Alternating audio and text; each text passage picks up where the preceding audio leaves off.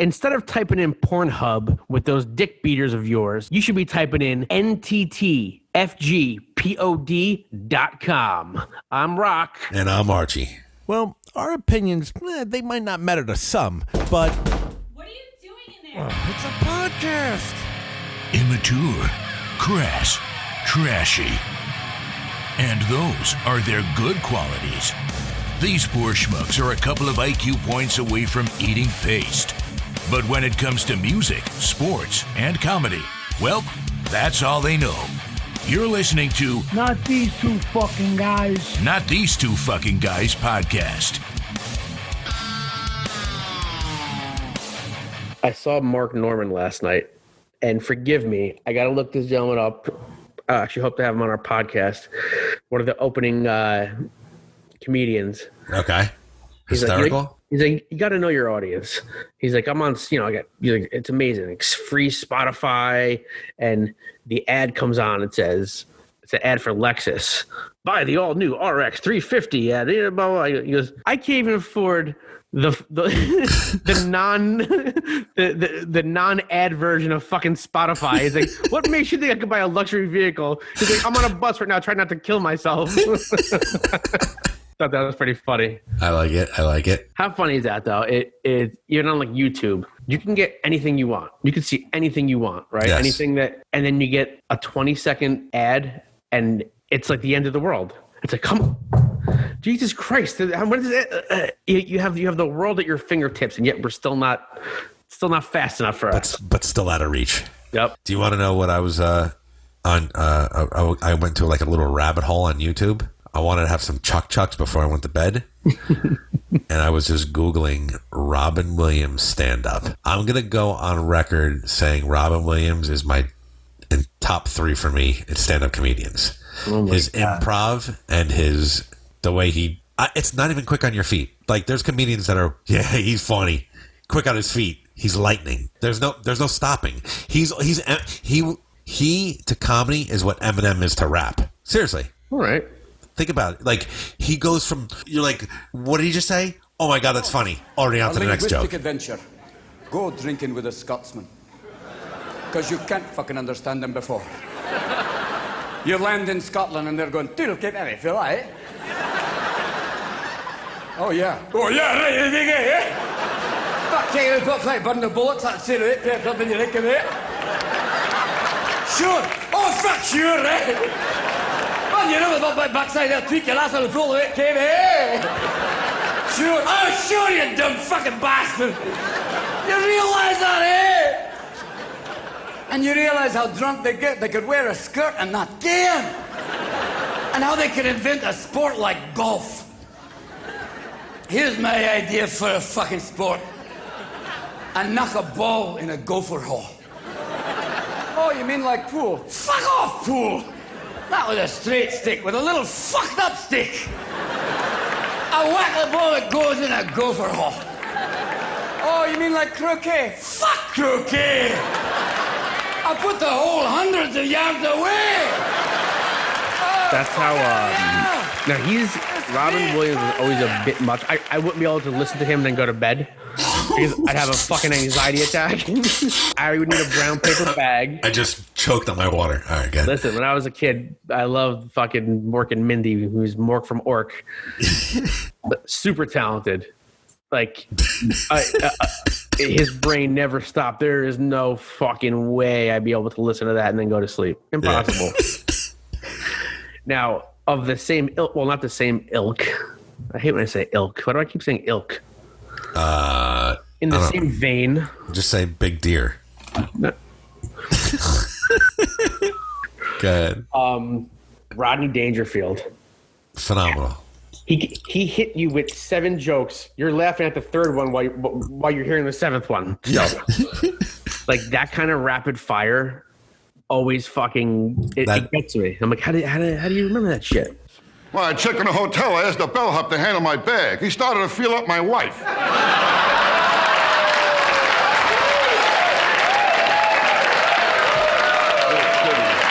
I said to him, I said, "Hey, buddy, who told you you could play around my wife?" He said, "Everybody."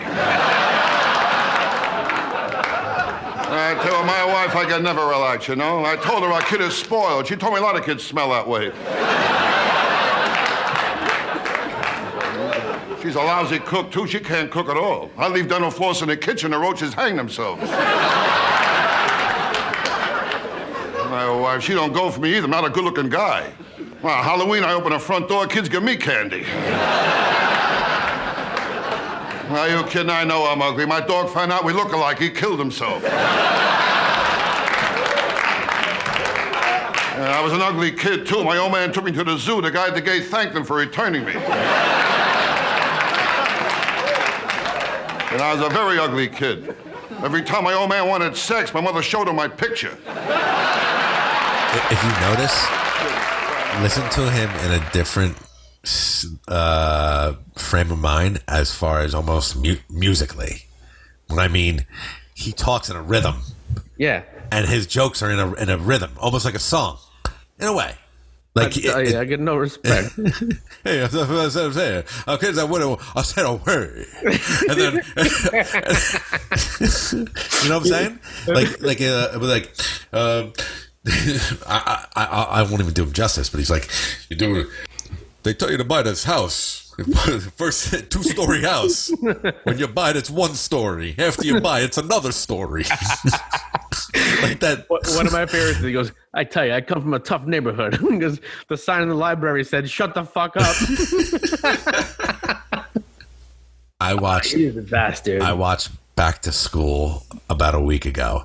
What a great movie. And I had to watch it in chunks. Because that's where the TV I watch alone before bath. You were inside chunks when you watched it? You sick fuck.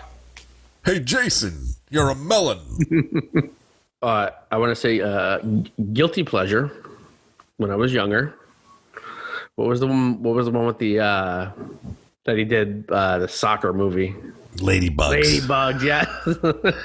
I gotta tell you, he's got a lot of balls. All I know is I got a lot of balls. I got a lot of balls. When he's at the bar and the bartender's like, "What's wrong, pal? Come on." He's like, "Just say it." He's like, "It'll make you feel better. I've heard everything." I dressed my girlfriend's son up like a girl, made him play with me. Some happy hour. Yes. As you can tell, impersonation is not my thing. If and I were happy for 20 years, then we met. My wife met me at the door in a negligee. She was leaving. I tell you, right? In between jokes, he's, I tell you. Grabbing his eye. Yeah, but going back, Robin Williams is probably one of my favorites. I think his stand-up invented cocaine. So fast, dude. He's so fast. But like, think about a comedian. Like, I saw like skits that he would run into the crowd, like when he was younger, running into the crowd because he had like that wireless mic. Because he never like used the microphone. It was always because he was too fucking theatrical. He was too with his hands, and he would run into the crowd and like start doing his shtick, and probably freestyling, and then getting back to his jokes. You know what I'm saying? Like, for him to go, that sucks. But see, I think when your brain operates at that high of a level and it never stops. Yeah. It's like a blessing and a curse. Like, because you know, there's no fucking way he was able to turn that off in his personal life, right? And using it for evil. Yeah, there's no way.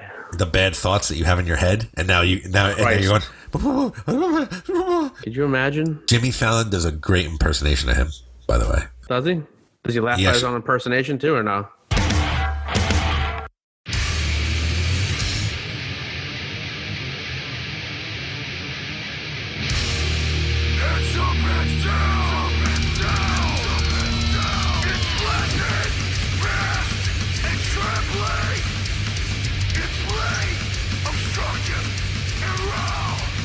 So, Arch, you ready, buddy? Oh, I'm fucking ready, bro. I got one of my favorite drummers on the line. The man from Superjoint, Phil Anselmo and the Illegals, and what's gonna be, I say the fucking album of the year coming out this year later on, and Minor. Joey Blue Gonzalez. What's up, brother? What's going on, dudes? All right. How are you during this fucking pandemic? Hanging in there. Little bored, really bored.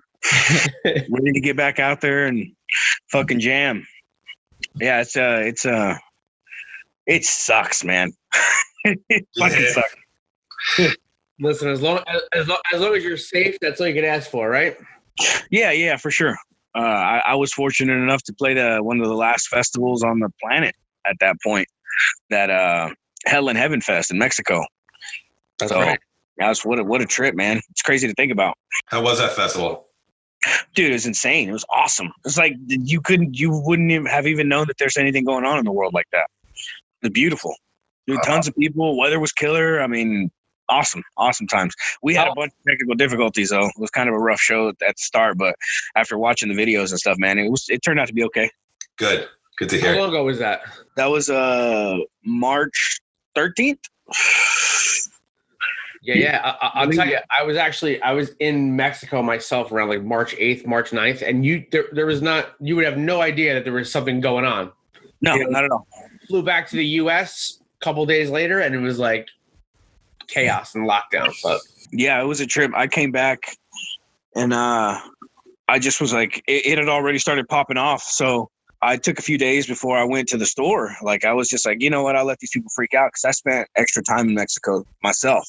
Like, when the borders were continually shut down and stuff, my crew was like, dude, you're going to get stuck here. I was like, might not be so bad. But yeah, I'll make it. Don't worry about it. I speak the language, bro. I'll be fine. Nice. So yeah, I came back, and my roommate was like, dude, it's crazy. Shit sold out, whatever. And I've been seeing people's videos and how the craziness, but I finally went to the store and witnessed it for myself, dude. And I was just like bummed. I was like, God, dude, this is crazy, scary, dude. Fucking everything's gone, meat, fucking everything, dude, except for the Cliff Bars. I took a picture. I'll send it to you guys later. All the healthy shit's still there. The aisle is all wiped out and shit. It's fucking awesome. I want to punch the first motherfucker who decided to fucking take all the toilet paper and start a toilet paper fucking frenzy across the nation. There's no fucking reason to take all the toilet paper. Come on, bro. Take a shower, you dirty motherfuckers. Yeah, seriously. Unbelievable. Everywhere we go around here too, bro. We're in Jersey. I don't know if Rocco told you, but we're actually pretty, real close to New York. So we're closer. Yeah. A lot of shit shut down. We're working from, well, Rocco's not, but I'm working from home. I got I don't know if you have any kids, but I got a 19-month-old. Oh, wow. And I pretty much, in my head all day with her, what was like a Superjoint drum beat. Yeah. Awesome. That's what was going on all day today in my head. That's killer. That's fantastic. So we're making through. Yeah. I have a 5-year-old, and she's awesome. Such a good kid, and she's perfect, but she just has asthma, so she has issues. So when I came back from Mexico, I actually had to quarantine myself. Oh wow! Even though I didn't have it or whatever, I just her mom was like, dude, if you leave because the day before we left, Trump came. It was a Thursday. The Thursday night we went to dinner, and Trump came on at 8:00, and he made the announcement of what preparing. Right. The next day we flew to Houston, and he was coming on at 3:00. We were going to be in the air, and they were talking about him shutting down some of the borders. So we thought he was going to shut down Mexico too at that point. So we were on a plane headed to Houston for our connecting flight. We landed, and then it's like, all right, it's good to go. So then we took off. But when I talked to my daughter's mom, she basically said, dude, if you do happen to leave the country, when you come back, you're going to have to quarantine, dude, because it's the planes and, all this other stuff. And she was freaking out. My daughter's high risk. So gotcha. It that kind of sucked. So, but other than that, it's been great, man. I'm not going to be that guy. I'm going to do my part. People say, stay home and don't go out and don't go fuck around, and don't go out, don't go fuck around. Yeah, you got it right. What else is there to do? Guess I don't know, dude. I'm just, I can't speak for everybody. Like, dude, I got a lake right here. I've been biking to the lake and stuff like that. So I have stuff for me to do, but I can't imagine people in the big city and stuff like you guys. You know what I mean? Y'all are surrounded by people all the time. So even if you go to the store, you're still being exposed to at the minimum, maybe a couple hundred people. You know what I'm saying? Like, totally. Maybe. You know what I mean? I've ridden the subway in New York, bro. And I've made the morning commute with a friend of mine, and dude, that's fucking no joke. I mean, by 8:30 in the morning, you've already been in close proximity to like 5,000 people. Like that's that's crazy. I recently, actually this afternoon, we had to take a ride because we were going fucking nuts. You know what I'm saying? Like we needed to take a ride. So yeah, for sure. I put on gloves. I put on a mask. I looked like a Ghostbuster. I went in and I picked up food. And I'm walking out. This lady, it's like we were both doing like a running back, like almost like trying to fake each other out, the 6 feet apart shit. Yeah. It was insane. She was like, "Oh no, go!" You could just tell she was going this way. I was going this way. We were going this way. Dude. Oh yeah. What's the new thing they did? I went grocery shopping earlier. They have directions on the floor now in Walmart. Yep. Oh my god. Like certain aisles, like you go up this way and down this way to keep people going in the same direction. Yeah. I was like, this is fucking stupid because what I wanted was like right there, right there. So I was like, and then for the rest of the time in the store, I was like, I guess I'll follow fucking directions. You know what I mean? Like I said, there's just a point, where the rock and roll side of me wants to be a rebel, but I just don't want to be that dude. You know what I mean? I don't want to get anybody sick, and I travel. So for me coming back from Mexico, it was like, holy shit. Well, what if I was sick? What if I was a carrier? Because that was another thing about this disease or this virus or whatever, is that you could carry it and pass it along and not even show. Yeah. Which is fucked up. So I don't know if it's true or not, but it's scary. It scared the shit out of me enough to where it's like, okay, well, I'm not going to go see my kid. And I sure as fuck, like, I didn't see my dad when I got back too. I made him leave my keys in my car when I picked it up. Like shit like that, dude. It just sucks. And as far as our industry being completely shut down, that sucks too. But I don't know, man. I think it's going to do a lot. Hopefully when this all kicks back off, everybody will have some kind of direction or some kind of plan. I want to say, it's going to be hard to say where everybody's going to be financially. Like, dude, do you know how hard it's going to be to like, and gas is cheap, dude. You can't drive anywhere. You'd be sick. I went to my wife. By us, it was fucking $1.97. I haven't seen that in 15 years. $1.97. Dude, it's $1.20 here. It's crazy. What part of Texas you in? I'm in Fort Worth. Okay, nice. Yeah. I hope that people have a higher appreciation when society comes back and things open up. A higher appreciation to go out and see live music, go out and see like comedians, go out and like, actually like take pride and appreciate going out. You know what I mean? Because you can't do shit now, right? And it's like me, Archie and I are in a band. We've been in bands growing up, and it's like you're always begging your friend, "Oh, come out and see us! Come out and see us!" Like now, I think like people are gonna want to get out, like because you're cooped up in your house for 6 months. Yeah, absolutely. I think the scariest thing for a lot of people is that there's a lot of come on, dog. There's a lot of people that my dog Taiki in the interview. Awesome, great. She's a good dog. She's silly. But anyways, you have these venues that obviously are going to open. They're obviously going to open and come back. Bigger venues. You have your big production companies like. I don't know, like let's just, for example, AEG Live, stuff like that. You have these companies, they're going to survive, and they're going to come back, and they're going to do their thing. But how many, I got tons of friends that are bartenders and, little hole-in-the-wall type bars that are staples, but how many of these places are actually going to be able to come back and stay open? Like, because I think I've heard of several iconic places that were barely on the fence now that are kind of, in all parts of the country where it's like, this was it. This was the last fucking straw. Yeah. You know what I mean? So it's just that's a thing to worry about. I mean, it might be a little bit more selective as far as our venues, but like you said, man, I think it'll make people appreciate it and hopefully make them come out because in the beginning, dude, not everything is going to open right back up. So, yep.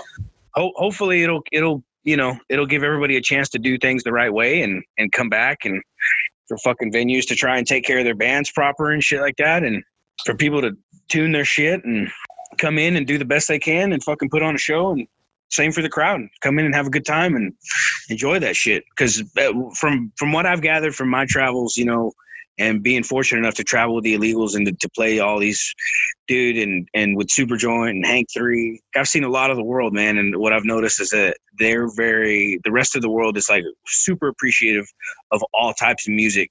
Yeah. And here in the States, you have these, we're pretty segregated in the way we think as far as what we like in music. Like you have a pop festival or something like that, or Lollapalooza, whatever the fuck. And it's pretty much the same stuff. I mean, it's pretty eclectic as far as the lineups, but there's no metal bands and stuff like that. But dude, in the rest of the world, it's like we played some of the weirdest festivals, dude. Yeah. And playing Pantera sets. And it was the craziest shit, because it was like, dude, it was just the weirdest array of bands. You're talking about from pop and DJs and fucking folk and just weird bands, like Peruvian bands and shit like that. And then we're playing Pantera sets and the crowd is singing it. Like, dude, that's the craziest shit ever. But that wasn't really possible in the States. You know what I mean? It's just, hopefully things like that would be different. Hopefully people fucking come out and support, man. Everybody needs it. And right now, if anybody's listening to the show, you need to do your, if you can, I know times are tough all the way around, but if you can, go to your favorite bands' websites, do whatever you can, grab a t-shirt, something like that. Every little bit it helps. From what I see, the U.S. is doing a lot more, as in like what is it, March or May is metal month. How we're like the Carolina Rebellion and all those festivals, but it's strictly like rock and metal. We're not there. There isn't an array of like you see in Europe or like you see. Which is fine. I mean, it doesn't bother me too much. It's just, my point was just so much like the people are just, they go to the festivals to go to the fest. Yeah.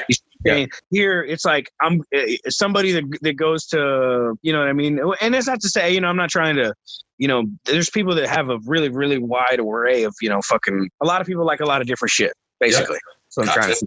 But there, being a metalhead, there's some stuff where you're just like, fuck that. I'm not going to listen to that, and I'm not going to go. I agree. In Europe and stuff like that, it's like the festival season. You got people that just go to festivals, and they might not even know who the fuck is really playing. Like, I met tons of people. It's like, we're not even really metalheads. We hear that this is a great festival and it's a good time and everybody's cool, so we came. I've met several people actually on that tour. And it's just like, dude, it's like you travel to another country, or sleeping in a tent, and you're just here for the experience. That's what they're for. They're there for the experience. Obviously, before all this shit, your last big tour was you guys opening up for Slayer on their last leg of their last tour. That's right? Fucking Slayer. Yeah, dude. That was sick. That had to be like a crazy experience, like something that like when you're a kid, you're like, you couldn't imagine I'm going to open up for Slayer on their last fucking tour. Yeah. I mean, I could have never imagined that I fucking would have even been playing for Philip, let alone been a part of Superjoint coming back. And after that, having the honor to pay tribute to Pantera with Philip. Like, dude, my entire life is a fucking surreal. This is the only way I can explain it is, have you ever been in a room with a strobe light that's on really slow? Yeah. So you turn your head, right? And so it's like different scenes of the room. It just like, it just moves. This is the way it moves. That's how I see my life. It's like I close my eyes and the next day we're just doing something crazier and crazier. And I mean, it's like I'm a huge fan of music, man. And I'm a fan of all of these people. And to be a part of it is just fucking crazy and surreal. And then to do the Slayer tour and to be in all these arenas, man, like, fuck, dude. You fucking played Madison Square Garden, bro. Fuck yeah, dude. I mean, like, I had some teachers that thought I was fucking full of shit. And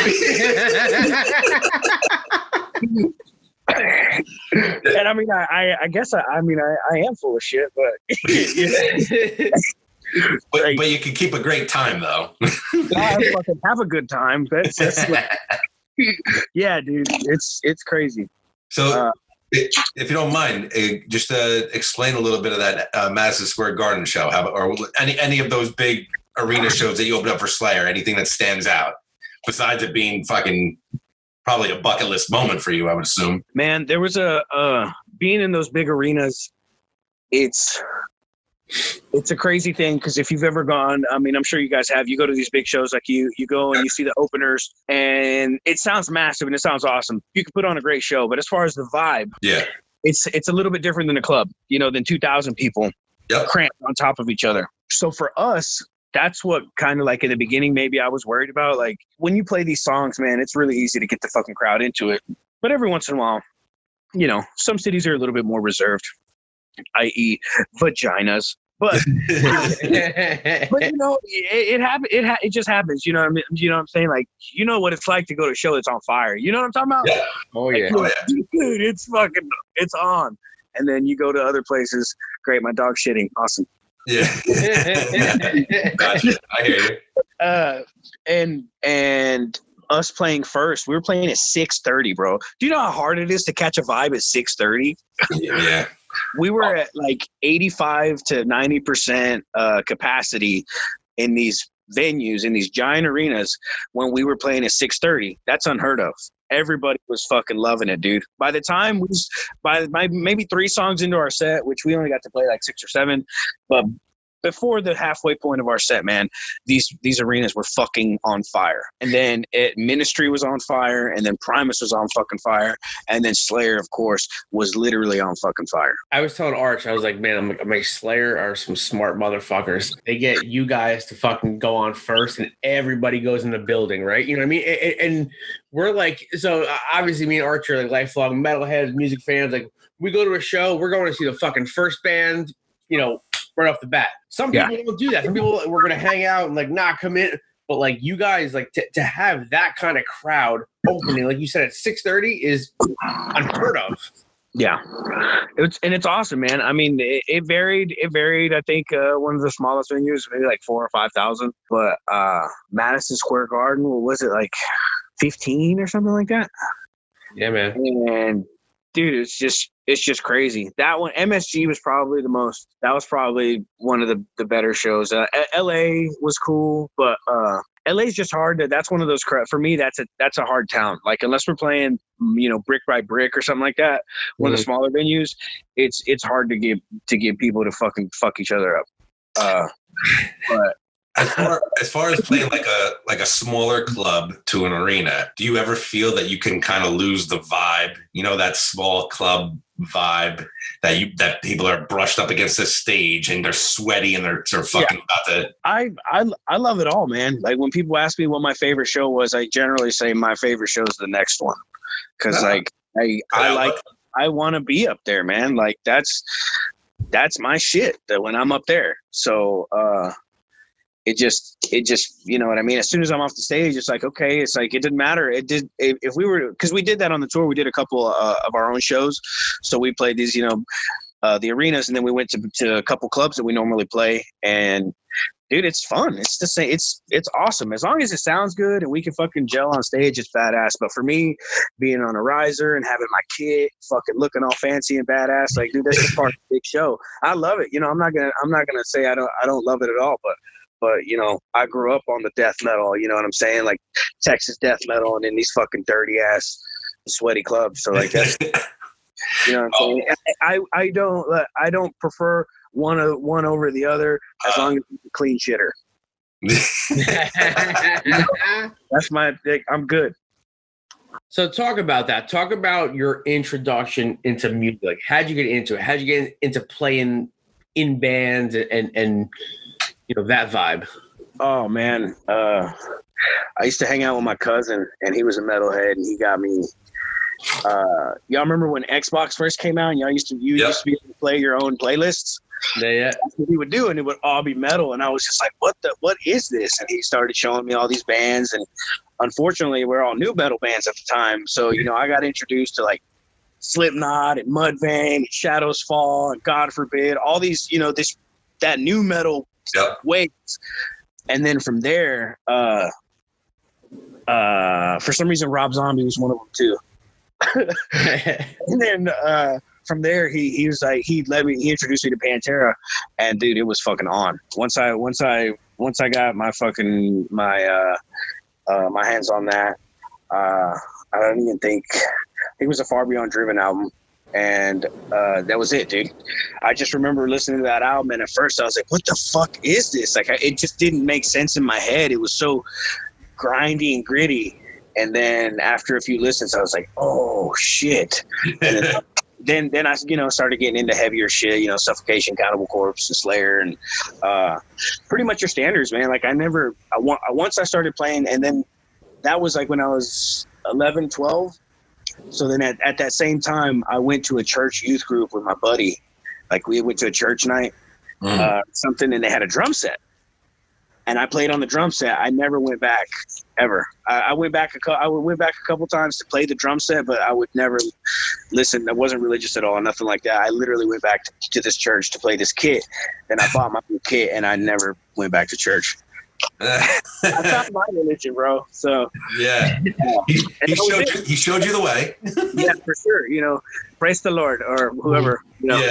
Whoever's looking at the universe. That's what I'm a huge believer in, the universe. That's how I can, karma, shit like that. Easy shit. Yeah.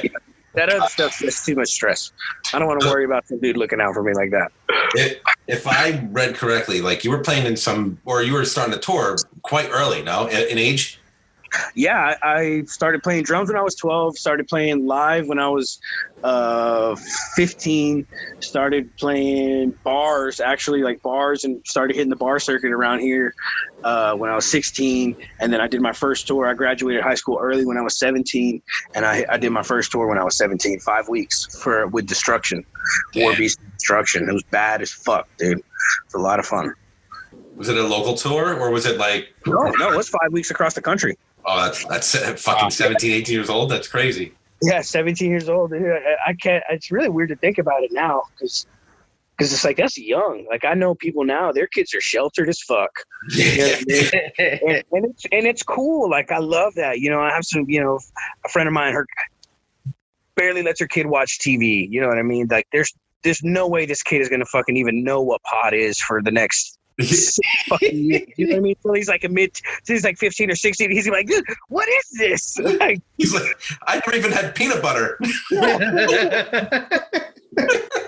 So, but I can't fault her for that. You know what I mean? I can't fault, raise your kids right, raise them well, love them very much. If you can keep them sheltered, and, fine. But just be prepared to have the conversations you need to have with them. Yeah. That's all one could hope for, is just that their kid can fucking listen, Yeah.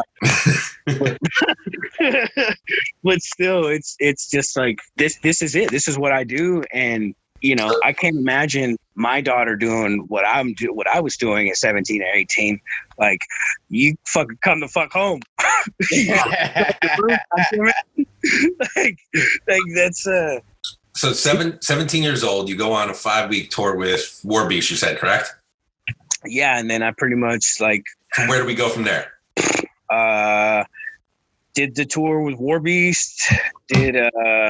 So that was when I was 17, and so when I was 18, we got signed to Housecore. Like, everything was like, we were ready to put out a full length and all that good stuff. Or did it happen before? I can't even fucking remember. No, we had the Crush the Enemy record out before that tour, I think, to push it. Dude, I can't even fucking remember. This is so bad. This is so fucking bad. We're not gonna hold you down. All right.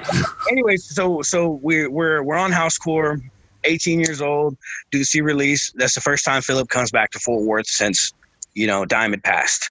Gotcha. That was a big monumental thing, and it was an awesome show, awesome vibes. Everybody welcomed him with open arms, and it was great.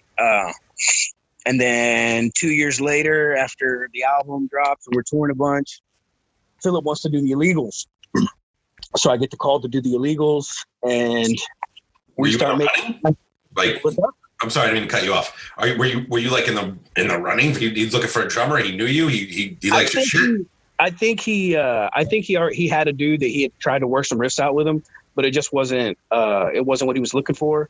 And me, dude, I was being 18. I was 18 years old, fucking hauling ass.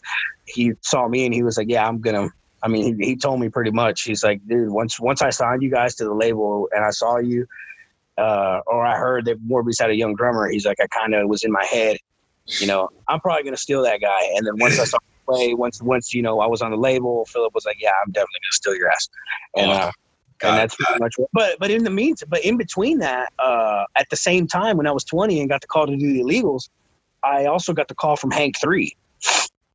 So I at 21, 22 years old, in the middle of because we started tracking the record, and it took about 3 years or whatever to get the first one out, the illegals album. I did it. Hank 3 took me to Europe for my first time. Oh wow, it was a fucking blast, dude. So yeah, dude, fucking 20 years old in Europe on tour, jamming. Dude, Can't fucking ask for a better time, man. I mean, that's a great experience right there. It's incredible. I'm very #blessed, bro. How did you hook up with Hank 3? Like, what was the connection? Dude, we did a tour with Warbeast and Arson Anthem, and he plays drums in Arson Anthem. Yeah. And I don't know if you guys are fans of Shelton or Hank 3, but he's a tall, skinny guy. Real tall. Oh, yeah. Very unique country boy. And, dude, it was the best because we would be jamming and I'd be thrashing my ass off. And every time I'd look over, he'd be kneeled down and making himself as small as possible to because Hank 3 is one of those dudes like him and Philip.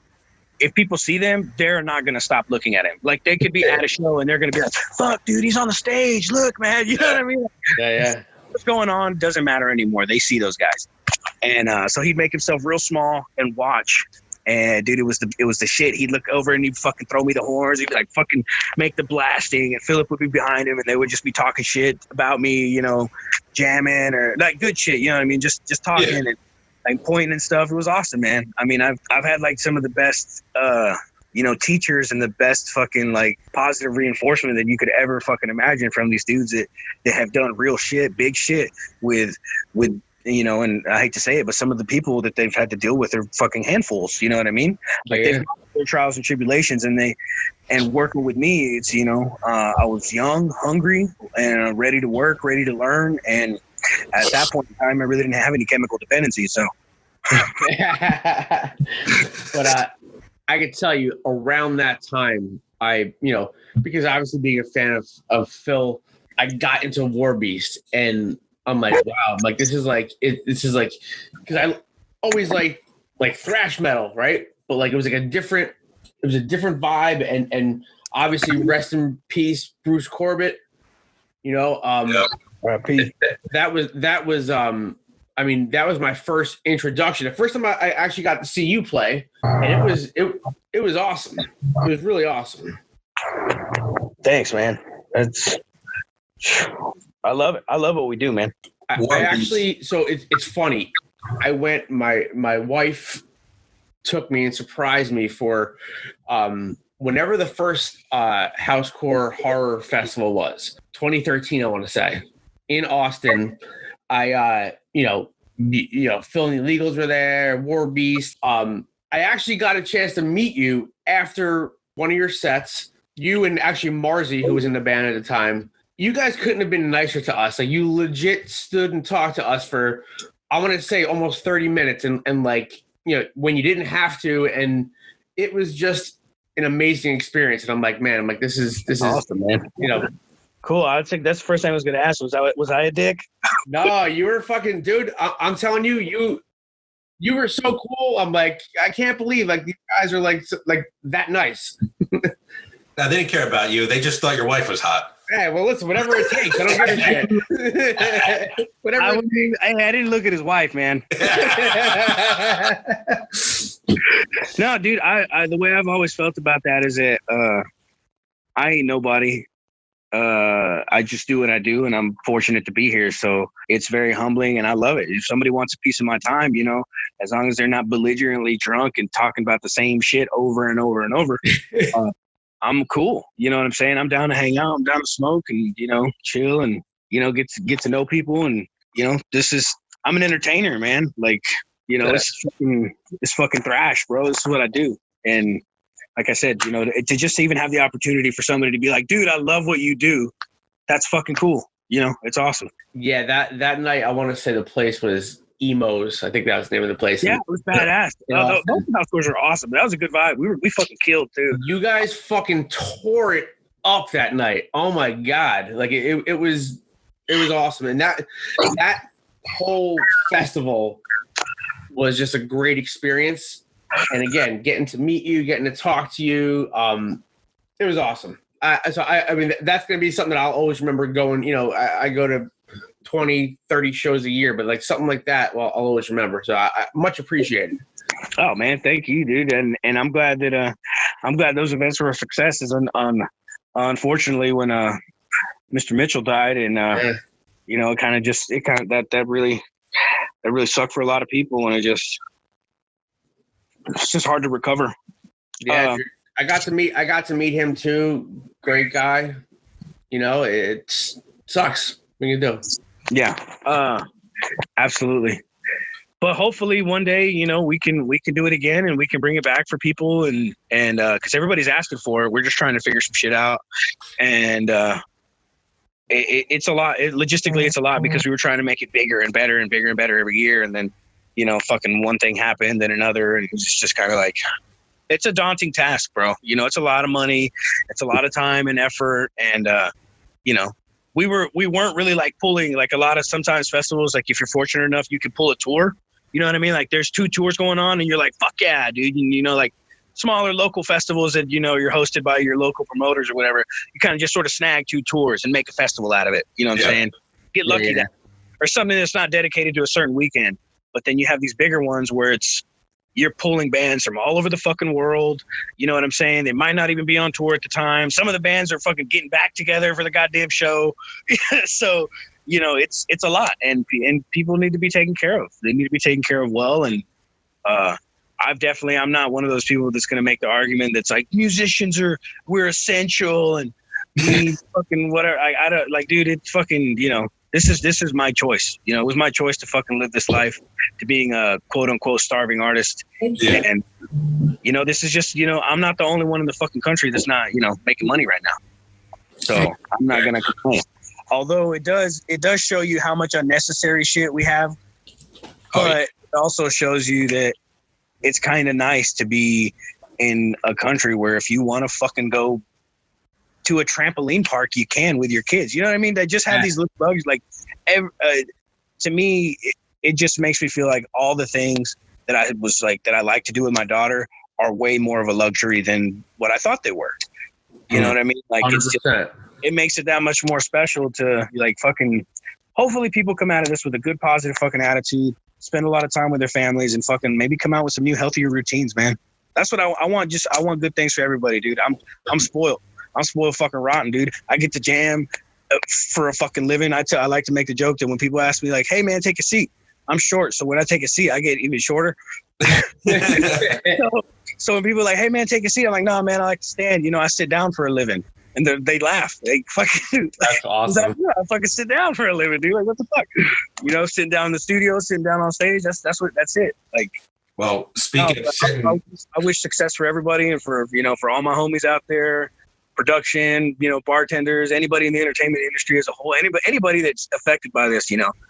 I wish everybody fucking the time, the peace of mind, and just the time to be able to rebuild, and hopefully we can get back out there and do it the right way. Especially for like, we were talking about the House Car Horror Film Festival. Like, so like, obviously I got to talk to Philip there. I got to talk to Kate. Like, it's obviously it's a labor of love. Like, that's something that he does. Even like, obviously even Housecore Records. Like, this is something that he is like, it's almost like his life's mission, right? To put out music and get these bands out there, and it's. Sometimes I feel like it doesn't get the major appreciation, from music fans that it should, because it's somebody who's like dedicating his whole life to music. It's not he ain't doing this to get rich or become a millionaire. It's loves it. That was a happy byproduct of the former years. You know what I'm saying? Like, but that put him in the position to do what he does for music. And I mean, you're absolutely right, dude. How many fucking bands has he supported? There's been tons of bands that he's put on the label and helped out, and he's invested money in us and a lot of people. And honestly, some of the bands didn't fucking really pan out, and it just fucking sucks, because he's the man. He don't get enough credit. I think he gets a lot of credit for being a singer and a lyricist, which is, rightly so. But he plays guitar, dude. I mean, he writes tons of fucking riffs. That whole fucking Illegals album is him. You know what I mean? Like, those are already, he had already most of that shit fucking written, dude. Like, he's a fucking monster, bro. I mean, and Taike, he's awesome, man. And I've been with him for so long. I was with him when he was still drinking, and I was with him when he stopped drinking. And I can tell you, man, like, he was fun to be around then, but dude, he is just a joy to be around now. He's one of my best friends. He's like a fucking brother. I always tell people that I feel like I'm the son he never had. You know what I mean? I love that guy, man. And I got his fucking back. I'm here to kill with him and for him. All right. So if you don't mind, I want to take it back to, I always have a question. I always love asking this. Have you ever seen that Netflix series, Hired Gun? No, I don't think so. Jason, I think it's Jason from Five Finger Death Punch. He did it. He was one of the collaborators in it. But anyway, Hired Gun, as far as, so you joined the Illegals. Are you like a hired gun at that point, or are you like a band member? And what's the difference between, I mean, I know that kind of the difference, but as far as you're a hired gun, and then you get either the promotion or you get the word like, hey man, you are a fourth. Yeah. Yes. The perfect example for that would be when I did the Hank 3 tour. That's a hired gun. Okay. He had a drummer, bailed on him. I had 2 days to learn 30 minutes of material, 2 songs which were 8 and 9 minutes long that don't have any repeating riffs. I'll send you a link to that show, bro. It'll blow your fucking mind, dude. I love watching old videos of some of the stuff, some of the projects I've been a part of, and I'm like, whoa, what was I doing? It was awesome. It's fucking awesome. But that was Hired Gun. The Illegals, Philip he approached me and he was like, dude, I want to start a solo band that's going to be the Illegals. It wasn't even called the Illegals at that point. We were looking for a name. He's like, it's going to be my solo project. Yeah. He's like, but I need a band. So that was going to be that. I don't think was ever, he introduced me to Marzi and he was like, this is going to be your guitar player. So I think when the Illegals were starting, he had it in mind to be a band. I'm putting together a band. So that was never a hired gun thing. It was, he was trying to create something new. And fortunately enough, I'm the only original member besides Philip. So. Gotcha. Like, dude, and Superjoint, again, the idea to bring Superjoint back stemmed off of the Illegals playing Superjoint songs. And then Corey Mitchell was like, dude, fucking have Superjoint headline with the Horror Fest. And it just was a no-brainer, and I think that would be cool for one of Philip's bands to be able to fucking, every year a different project of his, you know what I mean? And so that was awesome, dude. I never thought, a buddy of mine called it. He was like, once I got signed to the label, I was like, dude, Housecore picked this up. He was like, you're going to bring back Superjoint, boy, watch. I was like, yeah. And at that point, I listened to, I was listening to Superjoint and I was a fan, but I wasn't like that wasn't my shit yet. You know what I mean? Mm-hmm. Like, I'm just like Pantera was like, that's in my car all the time. Like, I think it was the Great Southern Trendkill, dude. Once I got that CD in my car, it just never came out. Like, it was, and it's I've spent all my money on drum equipment, on gear. my CD, when people are like, what's in your CD collection? It's like, I don't even have one anymore. A fucking zillion. I illegally downloaded everything. I'm that generation. Well, with all those bands, you have to have multiple hats, I'm assuming, as far as like, you I got this little lick, this beat right here, or whatever you're thinking in your head. You're like, no, that's a fucking illegal. Nah, that's for Superjoint. Maybe I'll save that for, or is it on the whim? Does it come to you when, like, do they come and say, hey man, I got these riffs, I got these songs, I need beats, bro? It's more of like that, dude. My guys usually come in with a tiny bit of an idea or a big one, and they start pitching it around, and I let the guys teach it to each other. It gives me a time to sort of, absorb it a little bit. I usually the best way for me to work is for me to like work with a riff and then come back to it the next day, like get it in my head, jam it for a little while. But like grinding into something for hours and hours, like that doesn't. For some reason, I work. It's like so weird. I need to fucking have time to process, and then when I come back and sit down, it's like okay, makes sense. Like last time I was in the studio, Philip had this riff that I could not fucking get, dude. It just was so herky jerky and weird in my head. And I was sitting on the back porch smoking with him, and I was like, dude, I got it. He's like, what? I was like, I think I got that riff. He's like, all right, we'll see. And then the next day, I was like, dude, I fucking got it, dude. I fucking got it. It's like, oh. I was like, cool. But dude, we write so many different songs for so many different bands that at one point we don't even try to filter the song. We just write the song, and if it's like at the end of the day, it's like, wow, that's really weird. That's really super jointy. It's like, okay, well, what can we do? It's like, okay, we can rip these parts, or we can it's pretty cool. Let's just give it to Superjoint. You know what I'm saying? And then there was a year there where when we were writing both of those albums, where we just were writing and writing and writing. And then at the end of the night, we would do heavy metal all day. This is the way Hank does it as well. But he does country during the day, heavy metal at night. Should be a t-shirt. We do all fucking, that's pretty good. I get shit. And we would do heavy metal all day, and then once everybody's kind of burnt out, we're all kind of just hanging out, smoking, have dinner, just kind of sort of chill out. We'll just have these really slow melancholy jams, and then that's like, you know what I mean, we'll do whatever. Sometimes we'll come out with another heavy badass fucking riff and be blasting into the night, and sometimes it might be some weird acoustic-y weirdness.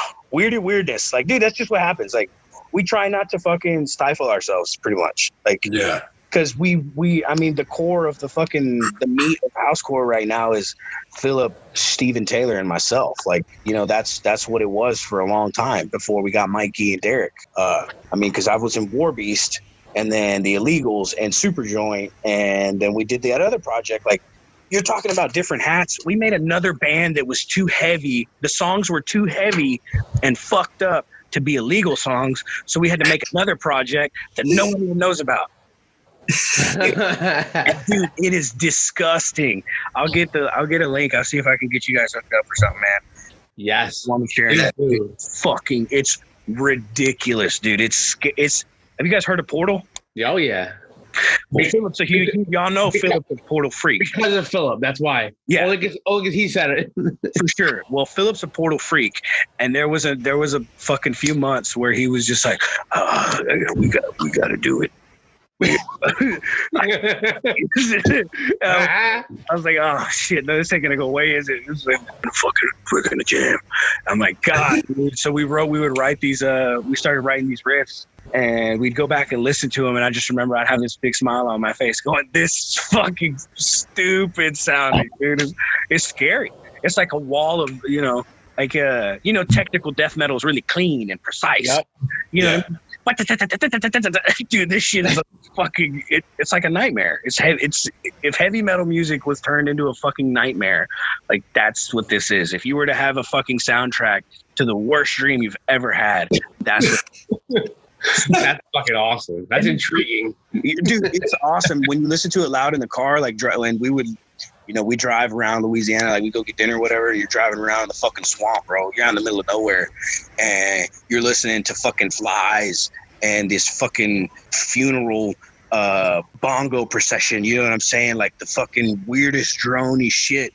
And then it fucking like, dude, and it's not, like I said, there's a real difference between, there was a whole point in making it nasty, like old death metal albums that had real tones. So it's fucking like, kind of muddy, but not, and it just makes it, and it still has this warmth to it. Like it's done really well, but it's scary and it's a lot of fun. But those songs were just too heavy to be on the Illegals album, so we had to create another band, and that's what it's like. And then Minor happened because it was like, dude, we got a bunch of badass songs. Or Philip was started. I mean, that's Steve, dude. Steve is a fucking machine, dude. He's a riff machine. Steven Taylor. Vulture Dog is what I call him. He is a fucking riff master, dude. From punk rock to fucking folk. He's just Yeah, he's awesome, and he's awesome to work with. I've been working with him for years, man, and that's the core. That was the core for a long time. Philip, Steven, and myself. That was really that we wrote that. Choosing, pretty much, we wrote a lot of that album just together, like a good foundation of it. And that was an amazing album. I mean, that's like, it's pretty fucking fun, man. I love it. Yeah. I mean, for the time it came out, it's like it literally picked up right where Superjoint had left off, but like took it to a different level. So it was really fucking really good. And you know, I was able to catch the you guys played the Blackest of the Black tour with Danzig and Prong and what a fucking, I caught the New York show in Times Square. What an amazing show. Like you guys. It's awesome, man. It's so crazy to do one interview and talk about so many projects. Yeah. It's a lot of fun, dude. I mean, that's gotta feel good and like almost like it's like a badge of honor that. So obviously everyone knows what Phil means to music, right? But if he's trusting you and he's trusting Steven Taylor, and you guys are in these three and they're all different bands. It ain't like they're playing the same fucking shit. Yeah. These are three very different bands, and he's trusting you guys to be his guys. I mean, that says it all to me. Yeah. And now in Minor, that was the biggest thing. Like, we're talking about trust. The reason, like, at first, the beginning, the concept was because, like I said, we would do heavy metal during the day and we'd all get lit. And then it's like, you know, after 6-7 hours of sitting on a drum throne, I would just get to the point to where I'm like, dude, I got to stand up. But then they would start playing these soft tones. And a lot of the times, you know, I sit on the couch, play, you know, try to decompress. And I like to play Call of Duty Mobile. Because I'm the type, dude, like, I need to jam and get all that fucking information in. And then a part of me just needs to separate myself to fucking like auto process. If I stop thinking about it, my body can absorb all that information. And then, like, dude, it's the weirdest shit, dude. It's the weirdest shit. I don't think about it. And then I come back to play it, and then I can do it. And then it's there. Yeah. And that's where I'm at. It's like, I need to drill it in there, then take a step back. And so my guys would just start fucking around with these like these weird funk riffs and shit. And I'd be like, all right. And I'd just get up and go back in the room. So it's that easy. And then sometimes, you know, Philip would get on the drum set. And there was one time, like, I hate it, dude. I hate how talented Philip is because, like, you've seen it. Y'all see that video that everybody was posting of him blast beating back in the day and then on my kit? I saw that. Yes. It's so terrible, but it sounds cool for a second. He still plays like that. But, dude, he can play, like, real soft beats. Like, he can actually hold the beat and play real soft shit. And he did this one thing where I was just like, man, this is fucking weird. Like, because I couldn't hear the guitar. And then I come back the next day, and we're upstairs listening to music. And I was like, what the fuck is this? I was like, this is cool. He's like, remember when I started playing drums and you left? I was like, yeah. He's like, that's what we did. I was like, fuck you, dude. Like, really? He's like, yeah, dude. I'm like, God, I hate you. And yeah, dude, there's sometimes like we'll write a song and I'll just like, man, I don't know. Like, that's a weird one for me. It's just really weird. It's like, you know, because it's a lot of information to digest, dude. And we're fucking trying to pump shit out. Yeah. So it's hard to fall in love. There's some riffs where it's like magic and you fall in love. And there's some riffs where I'm like, man, I don't even like that motherfucker. And Philip sings over it. And then I hear what Philip has to say. And then I hear the song and I'm like, oh my fucking God, why would I have ever doubted you? Like, that's the thing for me is like, I'm proud of my drum parts, but I'm also really proud of working with Philip because I'm not like, this isn't my local band. You know what I'm saying? Nobody fucking remembers Break Shit. Nobody remembers Genocide. My fucking band, my first band's fucking songs. You know what I'm saying? Yeah. They're gonna remember these records that I put out with him. They're gonna fucking recognize certain fucking songs, and they're gonna recognize the shit that I'm doing with him. And that's special, man. That means a lot to me. He's helped he's let me be a part of something that's going to stand the test of time. And the same with War Beast, dude. I'm proud of that band too, because even that was that band was full of fucking thrash legends, dude. So 100%. I've had a lot of good teachers, man. I've had a lot of good motherfucking teachers. But you know what? It also says something about you too, that you're able to hang with those guys, right? You know, someone may be like, oh, I'm a drummer and I like what I do, but like you could be intimidated by Philip, right? I mean, this guy's a fucking living legend. Yeah. But you bring it to the table. So that's got to be definitely like fulfilling for you. Oh yeah, man. I'm the king of recovery. You fucking, you know, when some people fuck up, it's nasty, dude. I make it look good. Yeah. And that's another thing. It's like you're saying Philip has a lot of trust in me. He has in-ears, right? I'm the loudest thing in his in-ears, kick and snare. So if I'm off, if my groove is off, if I fuck up, he hears it. And if you like watch next time you watch our videos, pay attention to see if he ever looks back at me and makes that kind of like weird smirk that kind of looks like a smile. No, that's him basically telling me like you fucked up or something just happened. And what was it? Because there's sometimes where something fucks up in his ears and he's just so used to looking at me. He'll turn around and look at me and I'll be like, I don't know, bro. Like in the mid song, I'll take my stick, I'll be fucking slamming and I'll start pointing at somebody with the stick. It was him. That's awesome. Mid-song, just fucking cutting each other down. But it's awesome. Dude, it's great. It's what an experience, what a ride, and it's a pretty awesome thing. And I just encourage everybody that if they're fucking in it, you know, be in it for the right reasons. You know, I never got in this for money or fame or whatever. I'm in it for the taste, man. I love the glory. Like fucking, awesome. I love being up on stage. That's like, this is the closest thing I get to fucking, you know, I get to kill up there, you know. It's the closest thing anybody could be to a real fucking warrior besides doing MMA. Well, speaking of killing, dude, I saw a video online of a drum cam. Yeah. And it's I think it's mixed lunatic results. Yeah. With the illegals. There's overhead black and white. You're a beast, bro. Dude, did you see my drum playthroughs?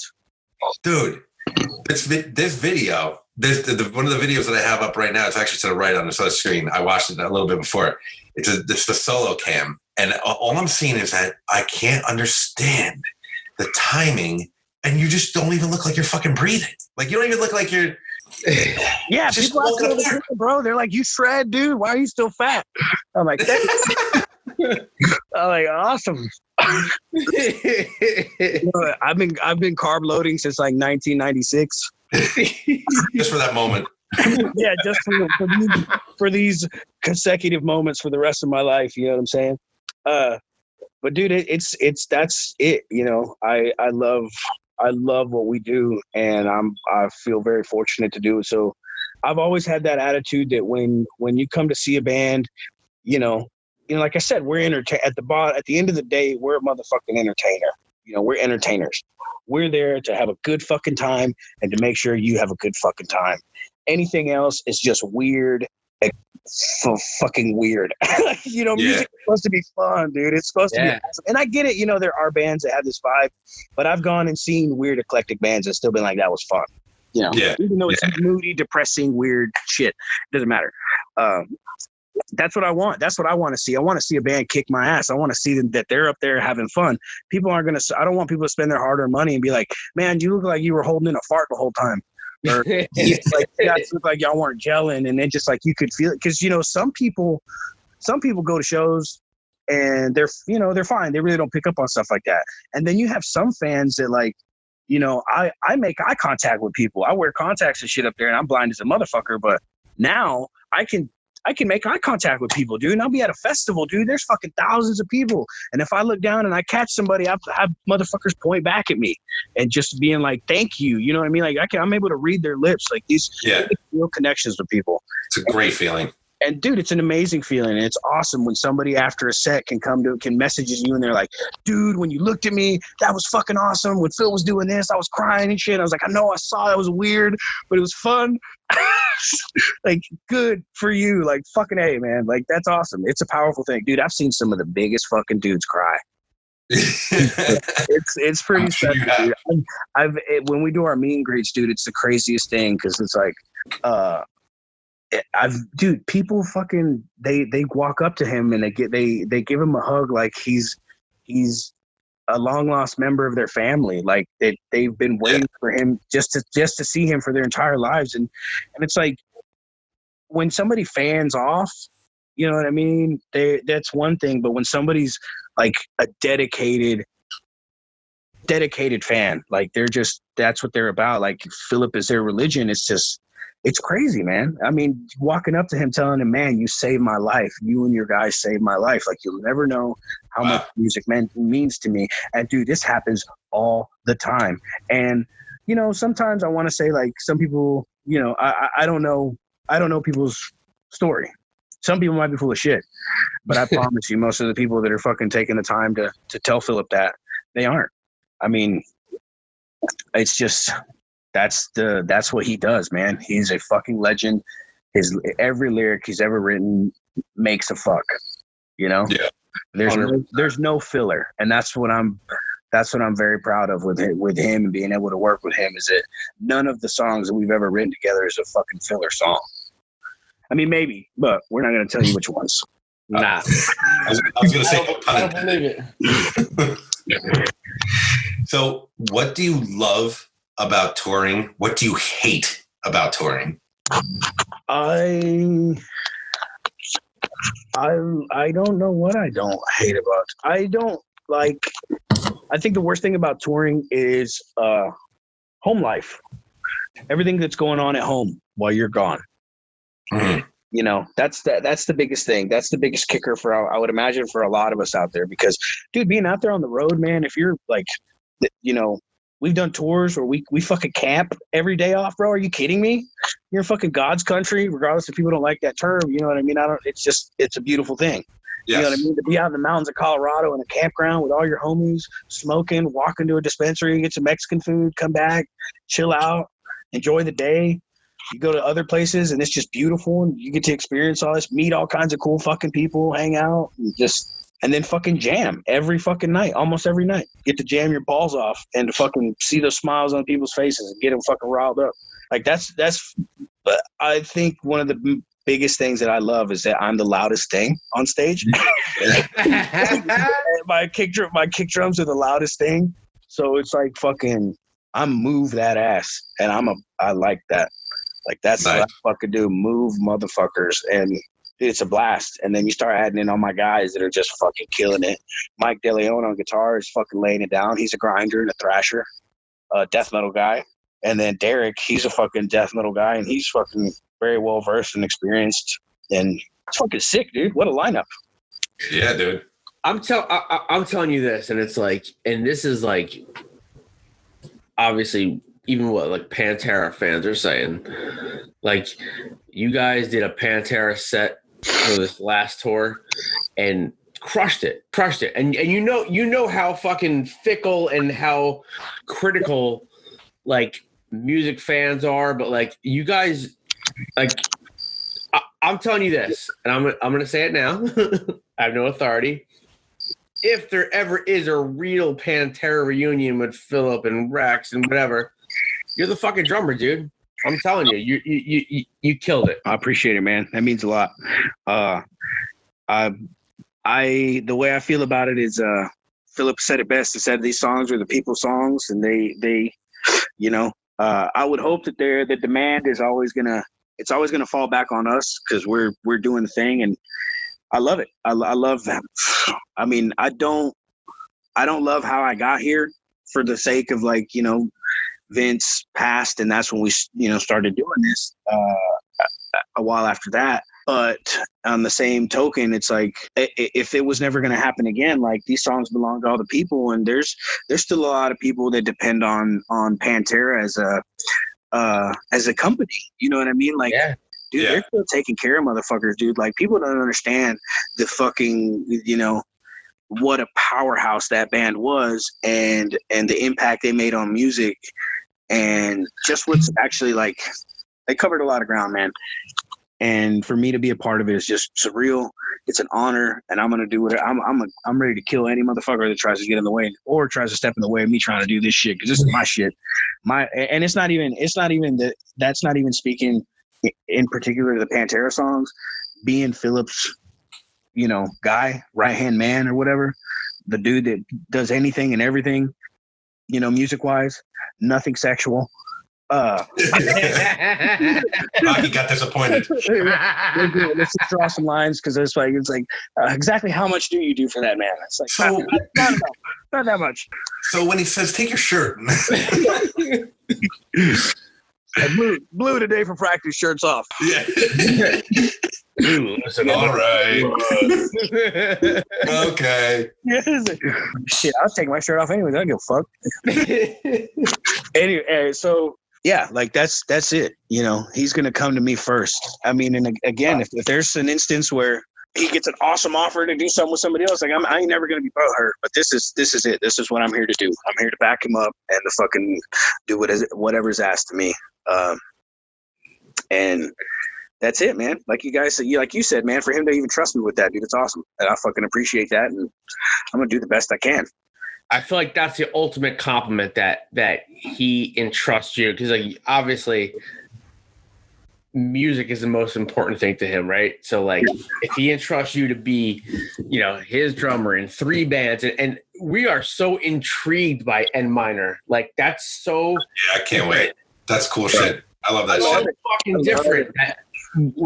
Like it's it's gonna come out too. Yeah. Please let it come out. Yeah. Quarantine. But like it's absolutely, just different than what's out there and what people have put out, and it's like almost a whole new fucking genre. And from what we hear so far, it's amazing. And you guys played a handful of shows, right? Yeah, we've only played 2 live shows. What do you guys like? Obviously, the response it's different than when you're playing, in a legal show or a Superjoint show. It's the vibe is different. It's more subdued, but it's so intriguing. It's really it's a trip as far as like, I'm used to people circle pits, and your standard heavy metal vibe. But it's crazy because a lot of people that are fans of Philip, it's the same crowd. You know what I mean? Yeah. It doesn't just get, oh, I'm a fan of Philip's in Minor. You know what I mean? Like that doesn't like you're a fan of Philip, so you're coming to see Philip. And you're a fan of him, so it's really easy to enjoy the music, and it's really good fucking music. I mean, dude, Steve Bernal, the cellist, is absolutely fucking fantastic, and it's so cool to see a fucking stringed instrument on stage. I'm a huge fan of strings because of touring with Hank. And we got Paul Webb on guitar now, and he's awesome. He's a lot of fun to be around. Steven Taylor's doing electric guitar, acoustic. Kevin Bond is on fucking electric. We also have fucking the Dover brothers, Calvin and Joyner. And they're fucking awesome, dude. It's such a cool band, such a cool vibe, and we get to fucking look good, and that's what I like. I love the name too. I actually fucking love the name. I think it's a great name. Yeah, initially it was going to be Philip H. Anselmo and the Illegals and Minor. So it was going to be like, because we would do heavy metal during the day, and then at night we'd write all this weird stuff, but it was just kind of noodling around. But then at one point, Philip, he does this thing where we'll record so much, he'll start making playlists. And then when we come back, he'll be like, dude, I made a playlist of all this shit. I think there's stuff here. And we'll go back through our riffs, and we literally rip ourselves off. It's the coolest shit ever. So, and then it was like, dude, the Illegals and Minor. And then he talked to Kevin, and it was just like, well, those dudes are we're all metalhead dudes, like me and Mikey. So it was like, they weren't sure if the dynamic was going to work. So they just made it its own separate thing. And they were really worried about me because up until that point, I've never had to play soft. I've never had, like, the whole point of Superjoint, working with Jimmy Bauer was like, bro, hit when we get slow, hit as fucking hard as you've ever fucking hit in your life. And for me to be told that, I'm like, yes, fuck it. Don't tell me twice. Yeah, fuck yeah. And now that and I had and we were touring a bunch, and I got sponsors and shit. I'm like, fuck yeah, I can afford to break my shit now. You know what I mean? Let's go. And dude, to come to that, and then it's weird. It's really soft, melancholy. Hell, some of the songs don't even have drums. It's like it's just a solid beat, or every couple measures of fucking or something weird. And I'm doing backup vocals a little bit. Terrible singing, but it's fun, dude. It's fun. It's fun. It's creative, and it speaks to my artistic side. Well, before we go, I just want to ask a fun question here, just because like Rocco, my taste varies a lot. Now, all metalheads here, put that aside. What would somebody find in your, not CD player, but something, that would not be fucking black metal? Something like, what would be shocked that we'd be like, oh yeah, you listen to that, huh? Oh, dude, I right now, I'm the type that when I get on something, I stick with it for a minute and then until I move on to something else. And right now, all I have on my phone is Tom Waits and a bunch of demo shit of our own stuff. But I love Tom Waits, and the album in particular that I've been listening to is called Real Gone. And I can that's my traveling album. Like, I'll put that album on, dude, and it lulls me right to sleep. I'm having a bad day. I'm worried about shit. You're talking about what you hate about tour. That's what I think. That's stress from home, or if issues are going down at home when you're gone. That's the fear. That's the biggest fear, and that's the biggest thing I hate. Getting a phone call that my daughter's sick or this, that, and the other. Yeah. I've been on tour and gotten a phone call saying that she's gotten sick enough to go to the hospital, and that's fucking scary, dude. I've been at work in California and had to fucking drop everything and fly home. Like, that sucks, dude. I don't wish that on fucking anybody. And I'm gonna go on if my memory serves me correctly, isn't Tom Waits like your wedding song? My wedding song? Wedding song.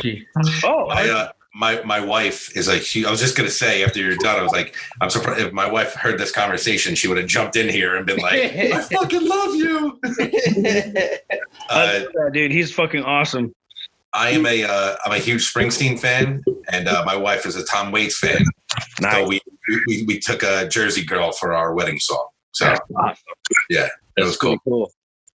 Yeah, man. When I grow up, I hope I can get married, but I don't think it's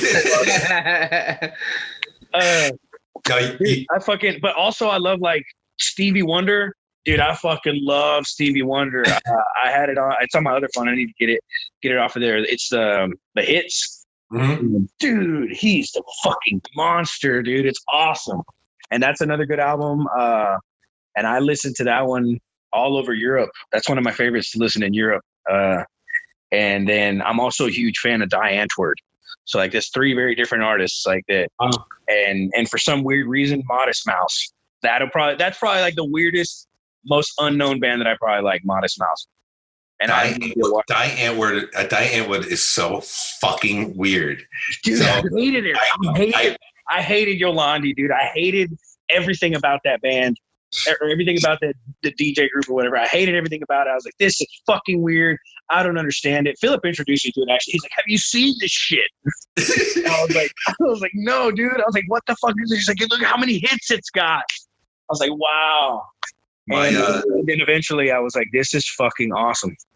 My wife and her friend, they put this on. We were getting fucked up before kids, before all this stuff. We were getting fucked up.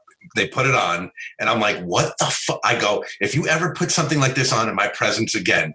So I'm listening to it. I'm like, all of a sudden I'm hearing like, it's like a game, boy. It's like, like all his fucking rap lyric, all those little fucking lyrics that he throws in there, like these references and shit, and the 90s goes in. So. So all of a sudden, they play this, they play it. I'm like, you want to know what? All right, maybe I'll surprise her. First of all, their tickets were like $100 and something. Fuck, I was like, what? I was like, to go to their show? But they are fucking. They're very weird, and it's definitely a very eclectic taste to that type of shit. Yeah, it's a lot of it's fucking weird, but it's a lot of fun. I've never been like into the drum and bass or the fucking Derek actually fucking introduced me to like I really didn't even know what fucking synthwave was. And I was like, what are you listening to? This shit's weird, bro. I like it. He's like, that's synthwave. I was like, what? He's like, yeah, that's that. He's like, this is huge. And I was like, so I've been listening to this genre of music in movies growing up. You know, it's like all the, iconic shit that you listen to, but that's the genre of music it is, synthwave. And, just lots of really weird, eerie keyboards and fucking straightforward fucking up-tempo beats and weird shit like that. And like, it's fucking awesome. Just growing up, dude, like, I never used to like shit. Now I'm like, it's awesome to be open-minded and to I enjoy music. That's the thing about Philip as well, is he's a music fan. He likes a lot of different stuff, but if he doesn't like it, he will let you fucking know. That's weird because that's how I feel about rock too. Yeah. And if he don't like your band, he will let you fucking know. And he will tell any motherfucker that brings you up. That's great. He's the best, dude. It's awesome. I've always wanted him to do an interview show, a surprise interview show, so you could catch people off guard to see if people are going to be buttholes or not. Like, 'cause people always wonder, like, is this guy a dick or is this guy a dick? I've always heard stories. It's like, well, let's find out. Hidden camera shit. That's awesome. But yeah, he's awesome, man. He's a lot of fun. I've had the honor to meet him on like 3, 4, 5 different occasions, and he's just awesome. Like you guys are cousins now. He's like a man of the people, and like fucking. Cousins or just cousins? He's just a man of the people, and I feel like everybody like you who works with him is like that. Like it's like, you meet you guys and it's almost like you guys feel like it's like not a big deal. Like, hey man, we're just fucking regular people playing music, doing this, doing that. If what we're doing is bringing you joy, that's awesome. That's what it's about, right? Yeah. I feel that what we're doing is it's bigger than us. I mean, and as far as it's one thing to be in a band and to be in a van with your homeboys, but think about it. At the very least, you have, even if you have a merch guy, even if you don't have a merch guy, you have a 5-piece band. You have 4 other people depending on you to hold your shit together so y'all can make it through. Yeah. Now, I have a band. I have arguably one of the greatest fucking singers of all time looking out for me. He's dependent on me to do a good job, dependent on my guys to do a good fucking job, to carry themselves in a certain way. It's like, it's rock and roll, and I get it and shit like that. But it is a different day and age. If you're a fucking asshole, people will know. They will find out. And and with cameras and all this shit, it doesn't fucking matter, dude. It's like, the way I feel about it is like, if you're cool, you don't have to fake being cool. Like, just fucking be cool. Like, like that's it. That's all you got to do. You never know who you're going to see on the way up, and you sure as fuck don't know who you're going to see on the way down. Love it. Yeah. Yo, you're a good soul, bro. You got a great spirit. You seem like a real fucking chill dude. I appreciate it, man. I'll kill a motherfucker to do what I do. Just don't step in his way. Don't want to take his job. Yeah, absolutely. Where can people find you on social media and what have you? Oh man, fucking blow up my Instagram. That's the one I want to try to make famous right now. Blue Thrash 66. And for anything and everything related to Philip and Housecore Records and all the Housecore bands and roster, go to thehousecorerecords.com. We're all over Facebook. I mean, if you really want to get at me, you can get on my LinkedIn. I don't know the profile yet. I'll get back at you. It's going down in the DMs, people. Come on. Well, I'll tell you what, man. I can't speak for Rocky, but if you ever, I'm sure you will. Eventually, you come by New York, New Jersey, do the touring. I'd love to smoke it up with you, bro. Fucking hang out, chill. Hey, no one's flying in there, huh? No. You can't fly in there. All right. Because I ain't there, bro. I go up there next week. I'll carry this whole virus around this country by myself. God damn it.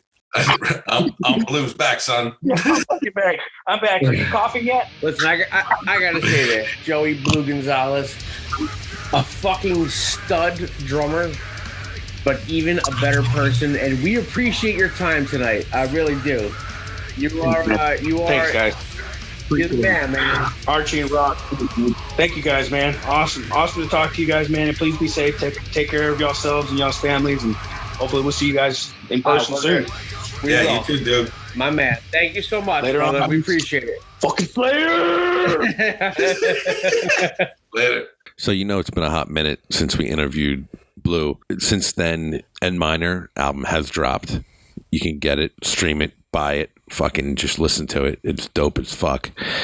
And what an awesome soul. Like, that was like such a great interview because not only did Rocco and I get to talk metal for an hour, but we laughed too. If you want to hear any of the bands that Blue is in, go to thehousecorerecords.com. And blow up his Instagram. He said he wants to get that popping. Blue Thrash 66. With that being said, Rocco, my friend, please let the people know what is up. If you're the type of punk that would punch Rick Moranis, then you can come over here and kiss our anus. And guess what else? I'm going to take her out for dinner and never call your Aunt Janice? Then you should be listening to Not These Two Fucking Guys podcast. We out.